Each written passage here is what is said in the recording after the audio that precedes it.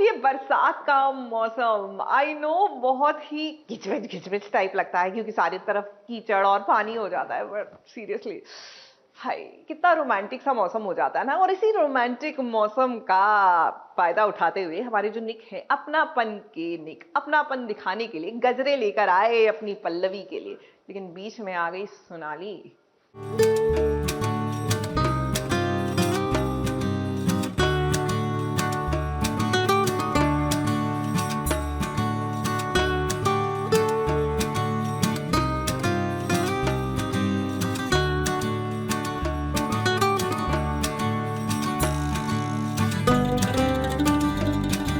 सुबह सुबह बरसात हो रही है। क्या ये बरसात इशारा दे रही है कि कुछ ऐसा होने का जो शायद नहीं होना चाहिए। अपनी पल्लवी के लिए गजरा लेकर आया है निखिल। दूर से उसने पल्लवी को देखा और वो खुश हो गया कि पल्लवी के बालों में बड़े प्यार से गजरा लगाऊंगा। लेकिन यहाँ पर तुलसी के पौधे के पास जो खड़ी है ना, वो पल्लवी नहीं बल्कि सोनाली है। अब निखिल तो नहीं जानता है कि ये औरत पल्लवी नहीं बल्कि सोनाली है, लेकिन सोनाली तो सब जानती है ना। ये देखो, तुम्हें याद है जब हमारी नई नई शादी हुई थी तो तुम मुझसे कहती थी कि ये फूल मैं रोज लेकर तुम्हें बहुत पसंद है।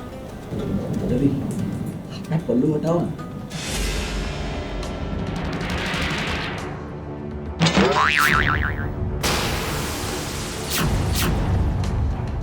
वो फायदा उठा रही है। यहाँ पर निक आएगा और पीछे से पल्लवी आएगी। दोनों को जब वो देखेगी फिर क्या होगा वो तो आप जानते ही हैं। मैं तो समझता हूँ कि ये जेन्युइन ही है, मुझे थोड़ी मालूम है कि इनके मन में क्या चल रहा है। पर कुछ ना कुछ तो मकसद है, बिना मकसद के कोई भी काम नहीं करेगी सोनाली। हाँ, क्या मकसद है वो नहीं बता सकती मैं।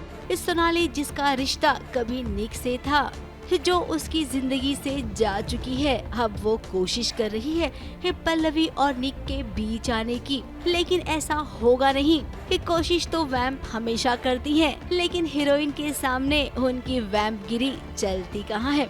मुंबई से स्नेहिल यादव के साथ एबीपी न्यूज रिपोर्ट।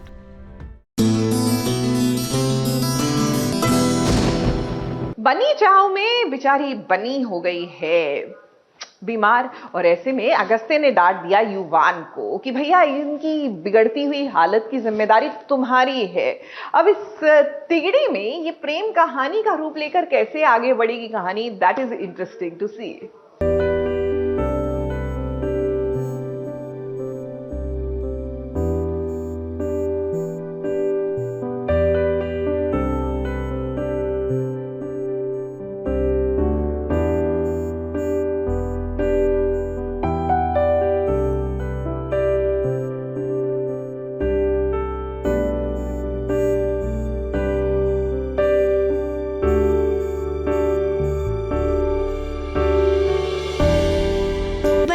हो गई है बीमार, युवान हो रहा है परेशान। अब युवान और बन्नी का रिश्ता समझ में आता है कि दोनों पति पत्नी हैं। तो इस रिश्ते से पति अपनी पत्नी को लेकर परेशान तो होगा, लेकिन अगस्त्या का क्या?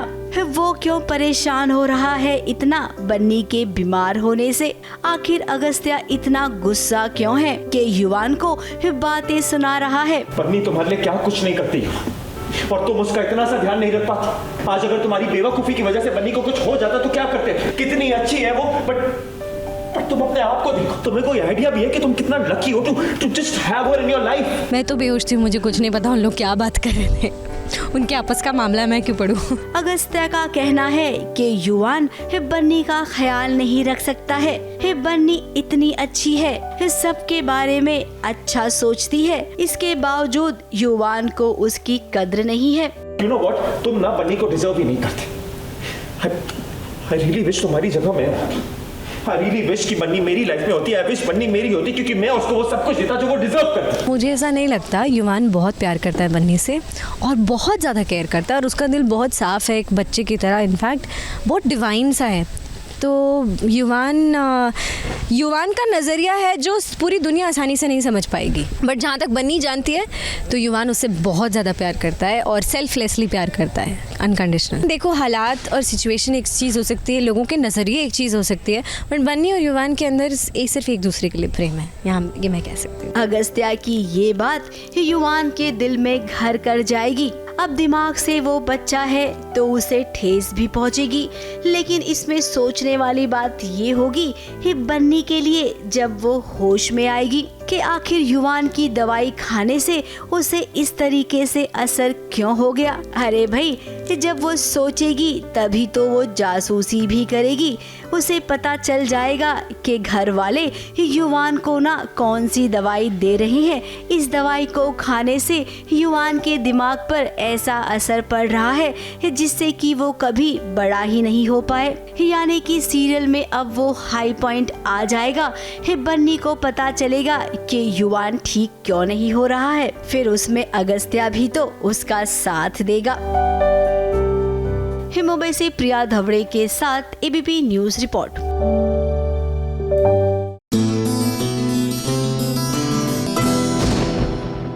और लीजिए, अब वक्त है हमारे SBS ओरिजिनल सेगमेंट का, यानी स्पॉट दादा सेगमेंट का। अब आज कौन सा सितारा कहेगा अपने स्पॉट दादा को दिल से थैंक यू? तो चलिए आपको लिए चलते हैं कृष्णा कॉल के पास, क्योंकि आज वो वाकई में कहना चाहते हैं थैंक यू स्पॉट दादा। Camera rolling action.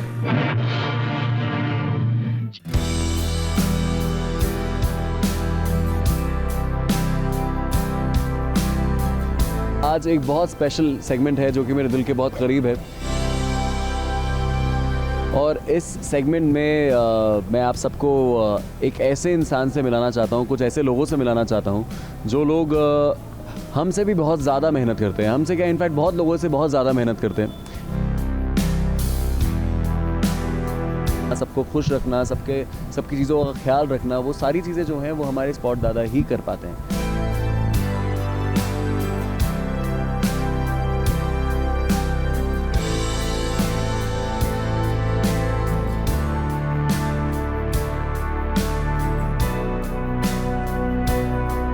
Hi guys, मेरा नाम कृष्णा कौल है और आज एक बहुत स्पेशल सेगमेंट है जो कि मेरे दिल के बहुत करीब है। और इस सेगमेंट में मैं आप सबको एक ऐसे इंसान से मिलाना चाहता हूँ, कुछ ऐसे लोगों से मिलाना चाहता हूँ जो लोग हमसे भी बहुत ज़्यादा मेहनत करते हैं। हमसे क्या, इनफैक्ट बहुत लोगों से बहुत ज़्यादा मेहनत करते हैं, जिनकी वजह से आज जो शो कुमकुम भाग्य है वो कुमकुम भाग्य है। आज उनकी वजह से हम लोग सब खुश रह पाते हैं, उनकी वजह से हम सारे काम कर पाते हैं। वो होने वाले हैं हमारे स्पॉट दादास। आइए, आधे अभी भी काम ही कर रहे हैं बेचारे। दादा ये रखे, राजेश दादा इधर आइए ना।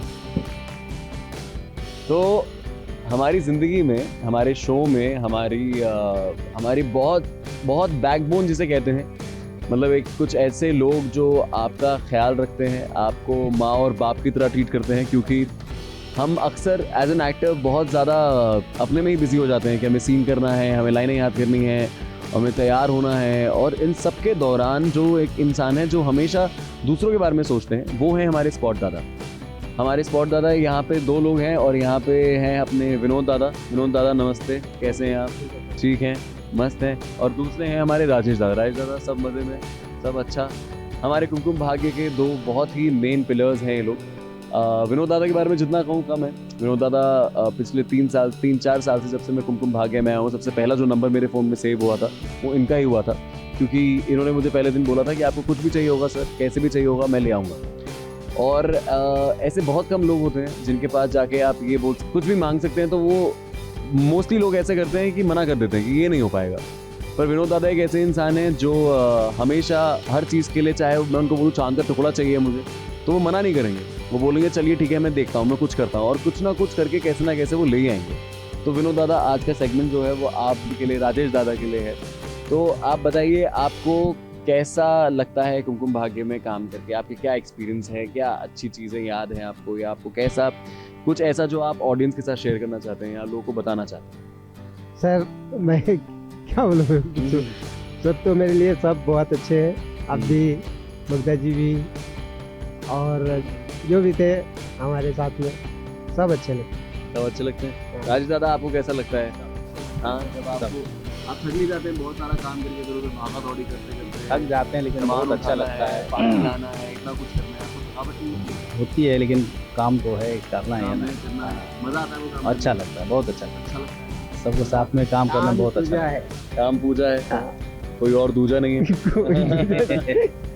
जैसे कि आप लोगों ने देखा कि एज एन एक्टर टीवी में जब हम एक शो करते हैं और रिलीज होता है तो हम पर्दे पे सिर्फ कुछ चेहरे देख पाते हैं, हीरो हीरोइन विलन, ये लोग का चेहरा देख पाते हैं। और उस चेहरे की मुस्कुराहट के पीछे, उस चेहरे की संतुष्टि के पीछे ये लोग हैं जो काम करते हैं दिन और रात। और हमारा काम सच बताए तो सबसे, अगर हम एक लिस्ट बनाए मुश्किल काम से लेके आसान काम पे, तो हमारा काम, जो हमारा एक्टर्स का काम है, वो सबसे ज़्यादा आसान माना जाता है। क्योंकि सबसे जो मेन काम जो लेबर का काम है, जो चीज़ें भाग के दौड़ के लेके आना, सबको खुश रखना, सबकी चीज़ों का ख्याल रखना, वो सारी चीज़ें जो हैं वो हमारे स्पॉट दादा ही कर पाते हैं। हालांकि जैसे विनोद दादा हैं, ये बहुत दूर रहते हैं यहाँ जहाँ पे हम काम करते हैं, साकीनाता से। इनका घर लगभग मेरे ख्याल से 2 घंटे दूर है, 2 घंटे नाला सुपारा रहते हैं और 2 घंटे दूर है। तो आप सोचिए, हम जब पैकअप करते हैं तो पहली चीज़ हम क्या ढूंढते हैं? अपना बिस्तर की जाके बस सो जाएं। इनका घर जो है, पहले यहाँ पे पूरा काम खत्म करते हैं, काम खत्म करने के बाद सेटिंग करते हैं, सेटिंग के बाद जाके ट्रेन पकड़ते हैं, ट्रेन पकड़ के जाके घर पहुँचते हैं, बीवी बच्चों से मिलते हैं और फिर सोते हैं और सुबह सबसे पहले उठ के सबसे पहले आ जाते हैं। इतनी मेहनत और इतनी लगन से जो काम है वो मेरे ख्याल से बहुत कम लोगों के अंदर है जो कर पाते हैं। जैसे राजेश दादा हैं, राजेश दादा पूरे टाइम सेट पे रहते हैं, हमेशा तैयार रहते हैं, तैनात रहते हैं। इनकी जेबों में ही पानी की बोतल रहती है, हाथों में ही पानी की बोतल रहती है। किसी को पानी की ज़रूरत पड़ जाएगी, किसी को चाय की ज़रूरत पड़ जाएगी, किसी को कुछ की ज़रूरत पड़ जाएगी, और हर चीज़ तैयार है। मतलब हर चीज़, आप कुछ भी बोलेंगे हर चीज़ आपको तैयार मिलेगी। तो ये मुझे लगता है कि आप लोगों को अप्रिशिएट करना चाहिए। तो अक्सर एक चीज़ बहुत फेमस है कि आपने पिक्चरों में भी देखा होगा, और जो एक्टिंग की फील्ड से नहीं है उन्होंने देखा होगा, अक्सर जो एक्टर्स होते हैं बोलते हैं स्पॉट दादा पानी, स्पॉट दादा ये, स्पॉट दादा वो।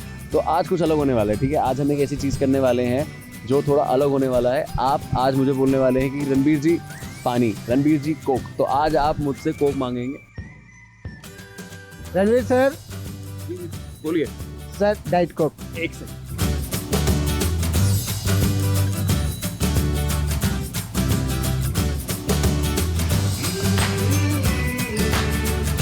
और कुछ कमी पेशी कुछ चाहिए? सर बहुत आज शुक्रिया। आज जो आप बोलेंगे आपको मिलेगा। कुछ लाना है, चाय लानी है, बनानी है, कुछ नहीं मिलेगा? बहुत हो गया। हाँ पक्का। चलिए guys, thank you so much and keep loving, keep rocking, keep loving.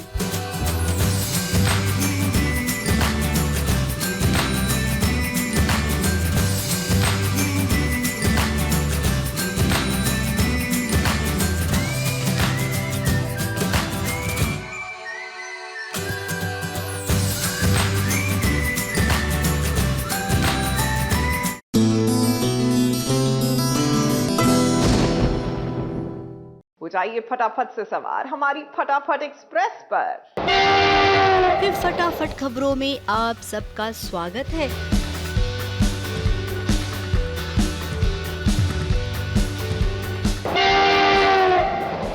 हमारा सबसे पहला स्टेशन है इस सीरियल भाग्य लक्ष्मी का सेट, जहां पर अपने ही भाग्य से लड़ रही है लक्ष्मी। अब अपने पति को उसे छुड़ाना है, जिसके लिए उसे बहुत सारी जासूसी करनी पड़ रही है।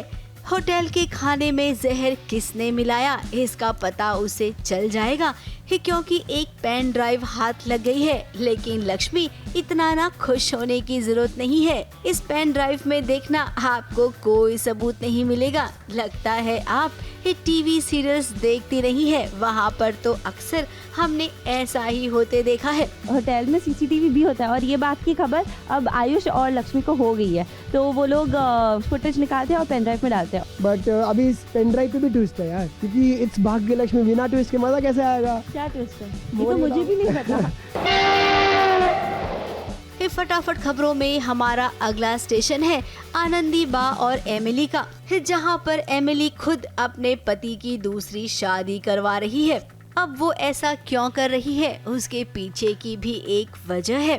हिब्बा ने एमिली को घर से निकाल दिया है और अब वो आरव की दूसरी शादी कराना चाहती है। अब ये दूसरी शादी के पीछे बहुत बड़ा प्लान है एमिली का, जो फिलहाल आप सीरियल में देखेंगे तभी ही अच्छा रहेगा।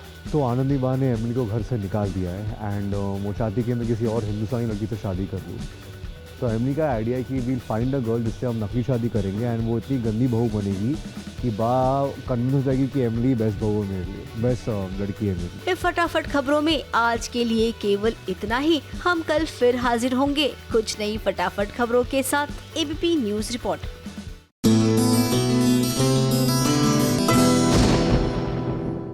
सीरियल मीत में भाई मीत अहलावत जो है वो कर रहे हैं हवन। अब आप कहेंगे इसमें क्या बात है, अच्छी बात है, पूजा पाठ करनी चाहिए, बिल्कुल करनी चाहिए। लेकिन प्रॉब्लम ये है कि किसी को कानो कान खबर ही नहीं हो रही कि ये जो हवन है ये किस उपलक्ष्य में हो रहा है। और ये देखकर मीत हुड्डा भी परेशान है।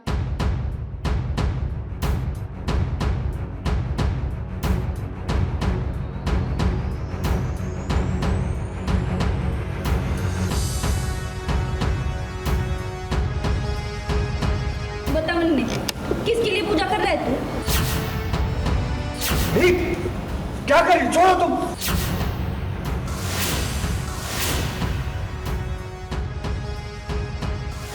किसकी आत्मा की शांति के लिए पूजा कर रहा था बता? वही है ना जिसका एक्सीडेंट हुआ था। बता मीत कौन है वो?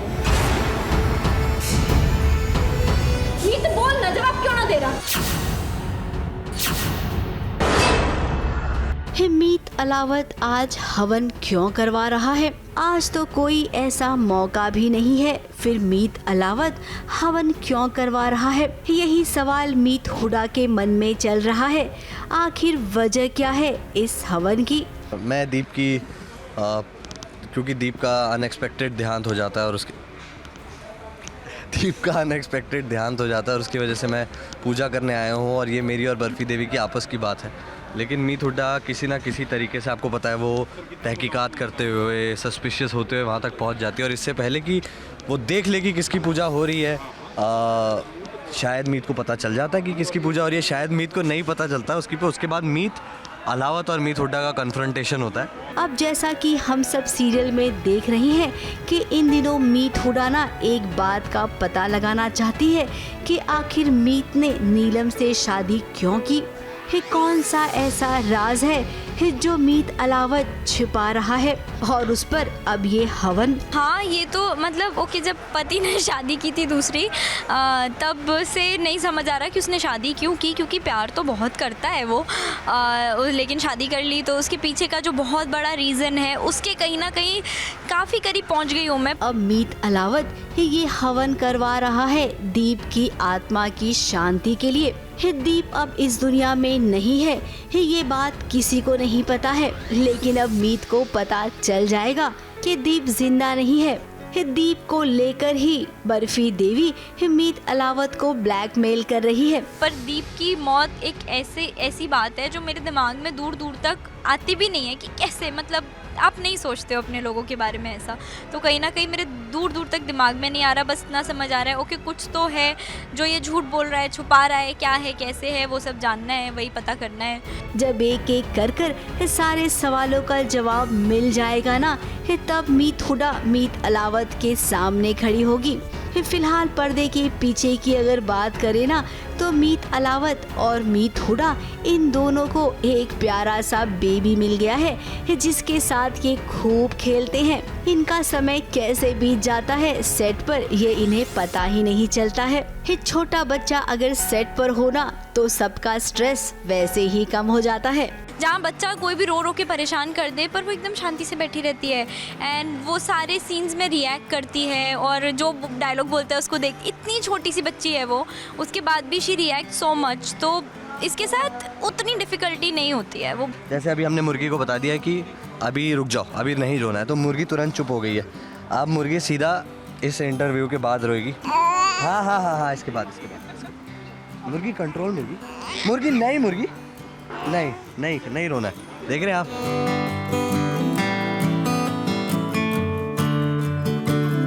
मुंबई से स्नेहिल यादव के साथ एबीपी न्यूज रिपोर्ट।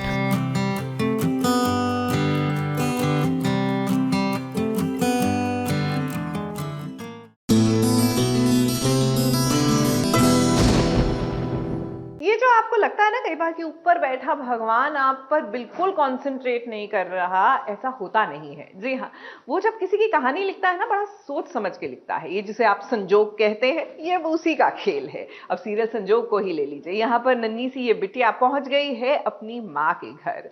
माँ को पता नहीं कि वो उसकी बेटी है, बेटी को पता नहीं कि यही उसकी असली माँ है। अब ये संजोग नहीं तो और क्या है।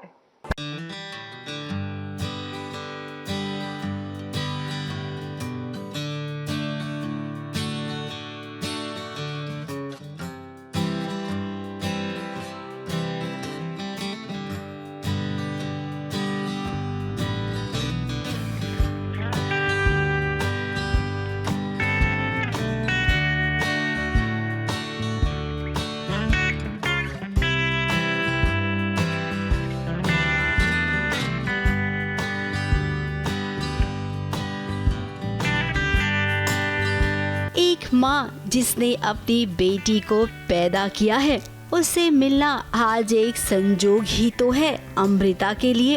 ये कहने को तो तारा उसकी बेटी है जो उसके साथ उसके घर में रहती है, लेकिन फिर जब तारा अमृता की बेटी है तो चंदा कौन है?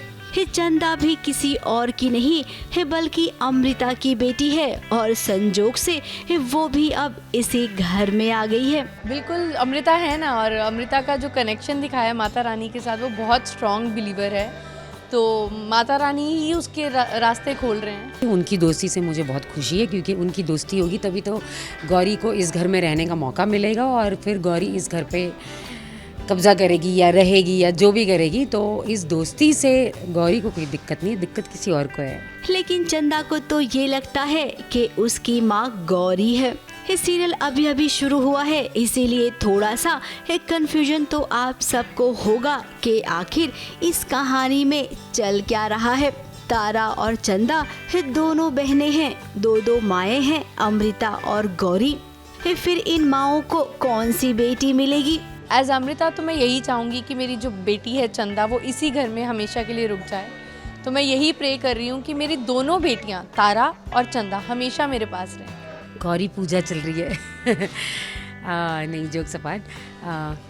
माता रानी का एक नाम गौरी भी है, तो यस आज नवमी की पूजा चल रही है और जैसे कि गौरी को पता नहीं है कि कौन किसकी बच्ची है, वो तो जिस बच्ची को अपना मानती है वो उसकी बच्ची है, लेकिन उसने उसे पैदा नहीं किया। ये बहुत गोल गोल बातें हैं, बट एनीवेज हाँ, सो गौरी अपनी बेटी को लेकर उसके बाप से मिलने जा रही है। अब दोनों माएँ तो इस घर में नहीं रह सकती है ना, एक माँ को तो जाना पड़ेगा और वो माँ कोई और नहीं बल्कि गौरी हो सकती है।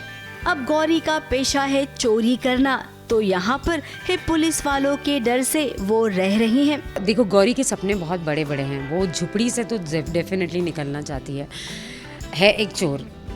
अब वो इस घर में आएगी तो वो क्या करेगी ये आप ही सोचिए। तो गौरी के मकसद है अमीर बनना, बड़ा बनना और गरीबी से की ज़िंदगी से छुटकारा पाना। 6 महीने का वक्त है, इन 6 महीनों में अगर गौरी सुधर जाएगी तो सब कुछ अपने आप ठीक हो जाएगा। माता रानी से आज अमृता भी यही गुहार कर रही है कि मेरी दोनों बेटियों को सही सलामत और हमेशा एक साथ ही रखना। सबको पता है कि ये चोरी करने आते हैं, चोर हैं ये लोग, और दूसरा ये पुलिस से भाग रहे हैं, तो यही घर है जहाँ पे पुलिस नहीं आएगी, तो इसीलिए ये इस घर में 6 महीने तक एटलीस्ट जब तक फाइल बंद नहीं होती यहाँ रहना चाहते हैं। अब अमृता अगर सब कुछ सही सलामत होगा तो दोनों बहनें एक दूसरे के खिलाफ कैसे होंगी? ये कहीं न कहीं तो कहानी में ये मोड़ आएगा ही जब बहनें ही एक दूसरे के खिलाफ हो जाएंगी।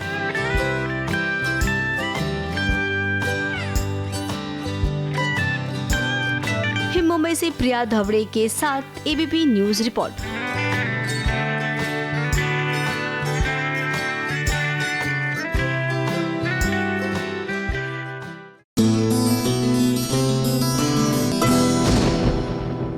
चुन चुन कर बदला लूंगा, चुन चुन कर बदला लूंगा। जी हाँ, कुछ ऐसी वाली फील को एंजॉय कर रही हैं हमारी प्रीशा। ये है चाहते में, क्योंकि इनकी याददाश्त तो वापस आ गई है, लेकिन याददाश्त आते ही वो जिन्होंने किया था इनकी याददाश्त के साथ खिलवाड़, भाई उनके साथ खेल रही है प्रीशा। गरम तेल लाई हूँ, शुरू करें?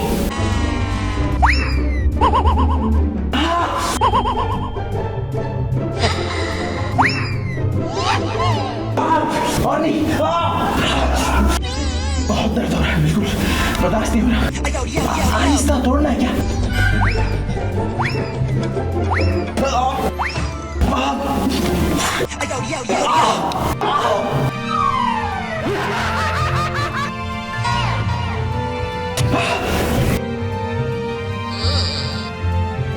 बड़े दिनों तक अरमान ने प्रीशा के साथ जो खेल खेला है ना, उस खेल को सूद समेत लौटाने का अब देखिए वक्त आ गया है। प्रीशा चुन चुन कर बदला लेगी, जो जो अरमान ने किया है ना उस सब का एक एक करके जवाब देगी। अरमान, तुम इतना क्यों नाजुक बन रहे हो? ब्रेव हो ना, थोड़े तो स्ट्रॉन्ग बनो।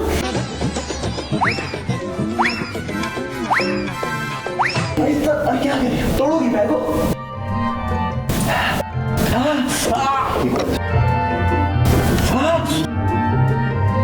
किस तरीके से उसने याददाश्त प्रीशा की गुमा दी, उसको ऐसे इंजेक्शन, ऐसी दवाइयाँ दी। अब उल्टा हो रहा है, प्रीशा ने उसको ऐसा इंजेक्शन दिया जिससे उसके पैरालाइज हो गया वो, फिर उसके बाद एक मसाज वाली लाके उसको और तकलीफ दे रहे हैं, तो अभी वो टॉर्चर कर रही है उसको। अभी तो केवल प्रीशा ने अरमान को इंजेक्शन लगाया है, उसके बाद देखिए वो क्या क्या करेगी। गर्म तेल से उसकी मालिश भी करवाएगी और उसे इससे भी बड़ी सजा देगी। फिलहाल अरमान की तो हालत खराब है। गर्म तेल जब उसके पैर पर पड़ा तो देखिए उसकी हालत कैसे हो गई।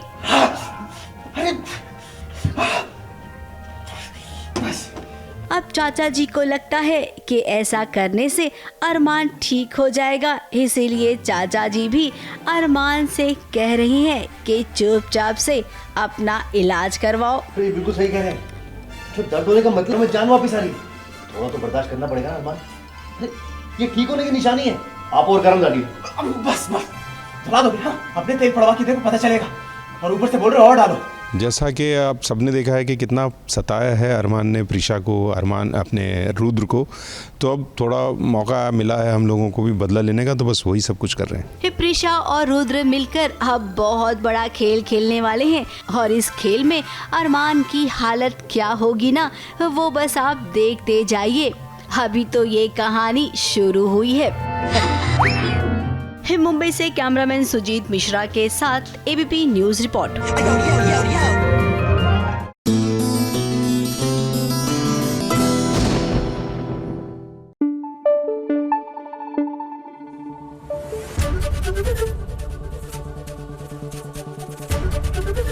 एबीपी न्यूज आपको रखे आगे।